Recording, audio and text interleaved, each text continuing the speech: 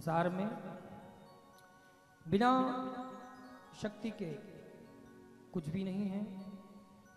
अगर हमें बोलना भी है, सुनना भी है, कुछ कार्य को करना भी है, तो उसके लिए भी हमें शक्ति की आवश्यकता होती है।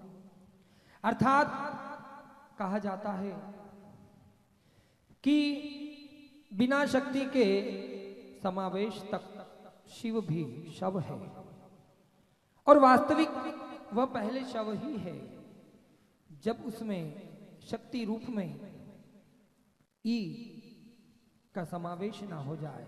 शव में ई का समावेश ना हो जाए। ई अर्थात स्त्रीलिंग, स्त्रीलिंग अर्थात शक्ति रूप संकेत, शक्ति रूप चिन्ह। तो शव भी तभी शिव बनते हैं जब तक उसमें शक्ति का समावेश ना हो जाए। और कहा जाता है कि बोलने वाला जीव और सुनने वाला शिव है। तो जो बोलने वाला जीव है उसमें वही शक्ति परम जगत जननी जगदम्बा आद्या शक्ति विद्यमान है। उसी का चिंतन मनन करते हुए, उसी का सुमिरन करते हुए हम उसकी भक्ति को धारण करते हैं। हमारा कोई नहीं है संसार में, ना भाई है, ना पिता है, ना माँ है, ना बहन है, ना कोई रिश्तेदार है, ना कोई अपना सगा है। हम उसी को गतिस्तुम त्वमेका भवानी, हम उसी को अपना आधार मानकर यह प्रण करते हैं कि शेष जीवन की ये जो डोरों की बेला बची है, इस बेला को हम उसी के चरणों में, उसी की आराधना कर पूर्ण करेंगे।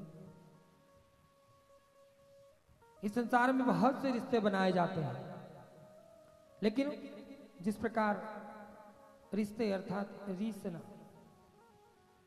रीसना अर्थात आपने देखा होगा कि आपके घरों में पानी इत्यादि के लिए एक पाइप का प्रयोग किया जाता है, और जब उसमें कहीं छिद्र पड़ जाए तो आप लोग कहते हैं कि उस छिद्र में से पानी रीस रहा है। रिश्ता हम कहते हैं ना, रिश्ता।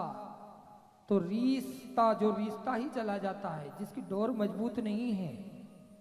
अगर आप में सहने की क्षमता है, आरोप प्रत्यारोप झेलने की क्षमता है, और जितना आपके रिश्तेदार, आपके परिवार के लोग आपका शोषण कर रहे हैं, उस शोषण को आप गहन करने की क्षमता रखते हैं, तब तक आपके रिश्तेदार, आपके परिवार वाले सब आपसे जुड़े रहेंगे। और जिस दिन आपने अपनी हक की बात कर दी, अपने जमीन की बात कर दी, अपनी मर्यादाओं की बात कर दी, तब यही लोग जो आज आपको आश्वासन दे रहे हैं, यह आपसे दूर हो जाएंगे। और एक वही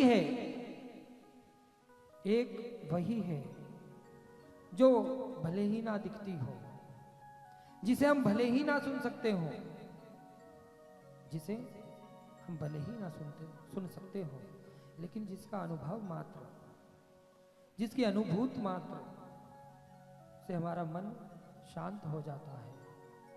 उसके भव्य स्वरूप का जब हम दर्शन करते हैं, उसकी लालिमा का जब हम दर्शन करते हैं, देखिए कितना